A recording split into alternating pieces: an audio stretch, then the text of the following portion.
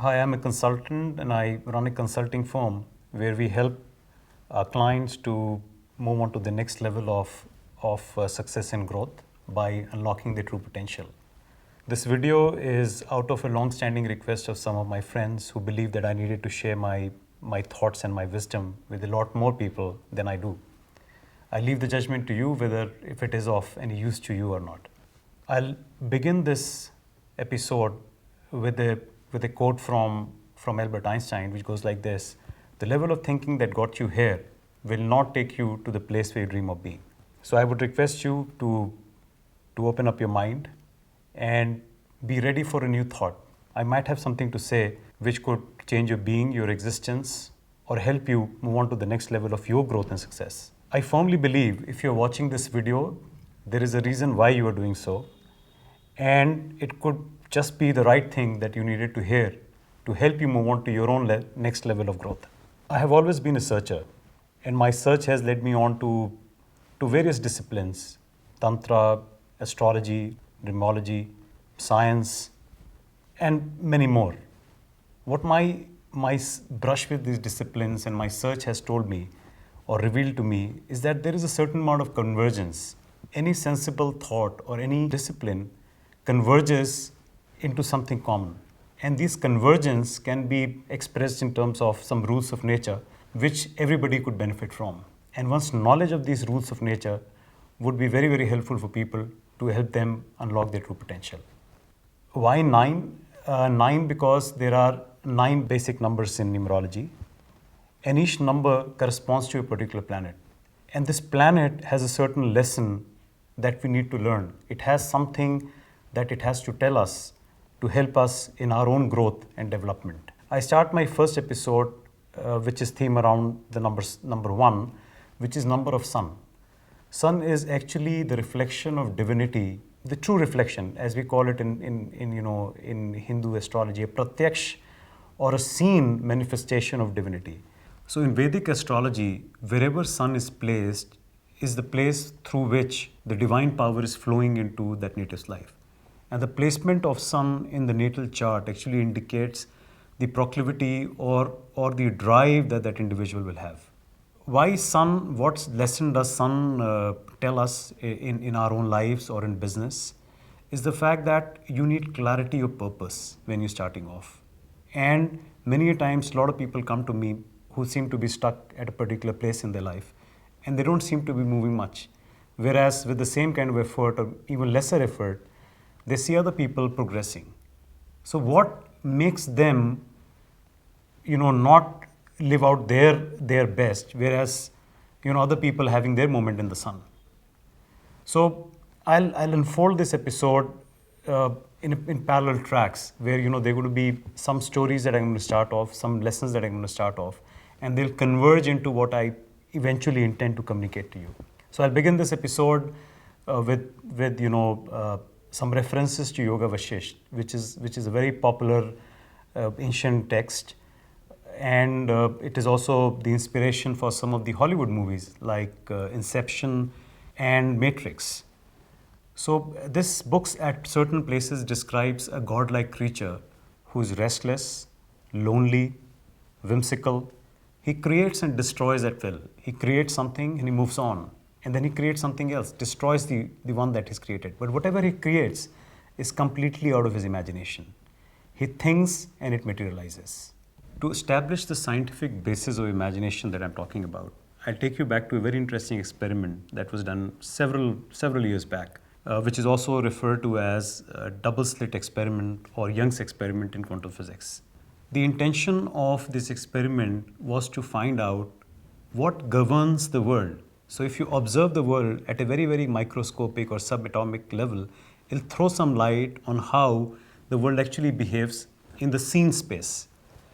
So in this experiment, electrons and photons of light were made to pass through 2 slits, and there was a screen on the other side, and observations were made. Very, very interestingly, when somebody was observing, these particles of light appeared just like particles. But the moment nobody was watching, they became waves. So this mere act of observation itself is altering the the universe at a very, very minute level. But more interesting about this experiment was the fact that any point of time, if the observer came in, it seemed like particles. So the waves became particle, as if the particles went back in time and altered their matter, their structure, and came back as particles. So this brings me to a very, very interesting extension of this theory, which I would want you to pay a lot of attention to. So we've established that at a quantum level, matter and energy are interchangeable. So the extension of this experiment is something that I would want you to pay attention to. What I'm talking to you about is the alchemy of the universe. This is how the world is created. You have to understand that emotion is energy in motion. Aggregation of emotion leads to formation of matter, and aggregation of matter leads to formation of event. So whatever you think actually translates into what is happening to you. Whatever your thoughts, you are actually churning out Xerox copies of the universe that is unfolding for you. A very important, second step that you need to understand in this theory is that there are only two kinds of emotion. Either there is love or there is fear. All of your emotions are either tending towards love or tending towards fear. There is no other emotion apart from love and fear. And a very important aspect to understand here, which I'm going to introduce to you, is the fact that action cures fears. If you're acting, all your fears go away and your thought becomes pure, which would help you to create the universe, the right kind of universe that you should be creating for yourself, which you deserve, which you desire. Now, action is fearlessness. If action comes out fearlessness and action cures fears, what is the nature of action? What is the true essence of action? I'll draw your attention now, I'll bring you to Gita, another very, very important text, a Hindu text, which has a background, very interesting background, where the protagonist of this entire 18 chapters is Arjuna, who is fighting a battle against his own cousins and against his kin. Right at the battlefield, he's filled with remorse and he doubts the entire purpose of him fighting a battle. And he tells Krishna, who is also his charioteer, and Lord Krishna that is, that I don't see any sense in fighting this battle with my own people. At that point of time, Krishna tells Arjuna the true essence of action and urges Arjuna to fight this righteous battle. I would quote a couple of verses from this great text, which is actually the true gyan, true knowledge as it is called. So I'll draw your attention to 2/47, that is second chapter and 47 verse. Karmanyavadika raste ma phaleshu kadachana. It essentially means that work should be done for the sake of work itself. Your motive should not be the fruits of action. You should also be continuously involved in activity. You should also not be attached to inaction. So it's a very subtle nuance that I would want you to capture here. So moment you attach yourself to the results of what you're doing, you are infusing negativity in what you're trying to do. And moment you do that, your work would not happen in the manner that you want it to happen. To understand this, to appreciate what I'm talking about, I'm bringing your notice to another verse from Gita. This is 11th chapter and 33rd verse. Here, this is at that point of time where Arjuna is asking Krishna to reveal his true form. He requests Krishna saying that, I've heard about your divine form. I would love to see this form, a form which is craved by all gods, all ascetics. Everybody craves for this form. Please show me this form of yours. So Krishna shows his magnificent form, which is the form of Kal. Kal also means time or death. So in this grand form that Krishna shows, he sees that the soldiers of the rival army are drawn to his mouth like moths are drawn to light. He sees that all these soldiers, all the warriors of the rival army are caught in his mouth, and this magnificent form of Krishna is devouring these soldiers. Some of the arms of these soldiers are stuck between the spaces in his teeth, and it's a fairly scary sight. So Arjuna again asks Krishna to come back to his form of Madhusudana, which he has learned to love and he identifies with. So Krishna comes back to his original form and tells Arjuna that whatever has to be done has already been done by me. You become a nimit matram, or a mere instrument, and enjoy the glory of whatever I have done. So if I have put you in this position, I have already done what has to be done. Have that faith in me and enjoy the glory of what has to be done. So we started off this episode by talking about the fact that the world was created through imagination, and how there is a scientific basis for imagination, saying how your mere observation actually alters the universe at a subatomic level.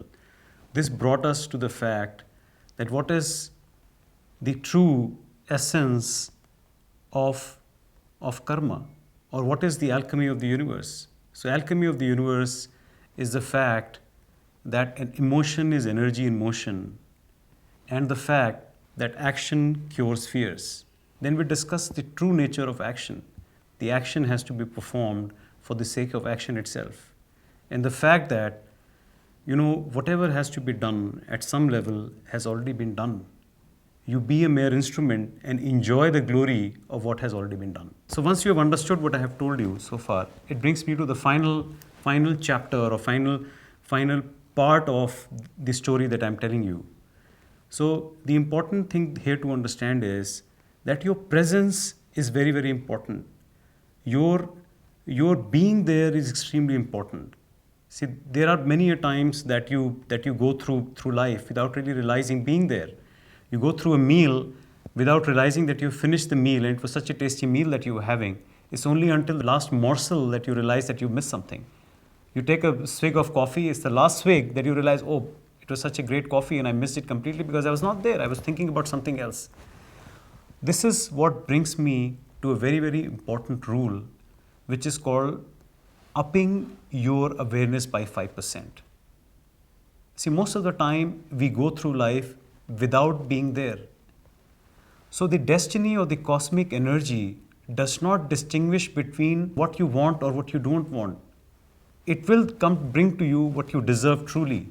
But you have to be there. There is a law of dynamic providence which says that providence strikes on people who are in motion. So it's very important for us to be there in that place for us to realize our true potential. So my rule is very, very simple. Just up your awareness by 5%. What would that do is that you're improving your intensity at that very moment. Your intensity is something that cosmic energy recognizes, and it will bring to you what you truly deserve. So this is slightly against, or this is slightly averse to the common, belief or common literature, which says that you imagine and things will happen. So moment you imagine, there is a bit of a negativity, that there are seeds of negativity in your imagination because you're believing that you're not enough with it. So it is action, but it's a tainted action because you're worrying for the fruits of action, which is against the theory that I tried to establish through the verse of Gita 2/47, which is karmanyavadika raste ma phaleshu kadachana. So I'm just simplifying everything for you. Just be there and up your awareness by 5%, and you will see miracles happening in your life. Let me, to buttress what I'm trying to tell you a very little story, very interesting story from Yoga Vashisht. Again, bringing you back to Yoga Vashisht. So there was this miser from a village in Vindhyas who, was a trader at the same time. On his way back from one of his trading trips, he accidentally drops a penny in a bush. But he, being a miser, he just could not take his mind off that penny. And he continued searching that penny for straight 3 days. There were so many visitors to that place, people around him, who kept on telling him, are you crazy? It's just a mere penny. Why are you wasting your important time and energy worrying about such a simple thing? It's just a penny. But this guy was so intense in his search, so intense in his desire, that he continued his search for 3 days. At the end of his search, obviously he did not find his penny, but he discovered Philosopher's Stone. So the fact that he found a Philosopher's Stone led to complete alteration of his destiny. He moved to a completely different level.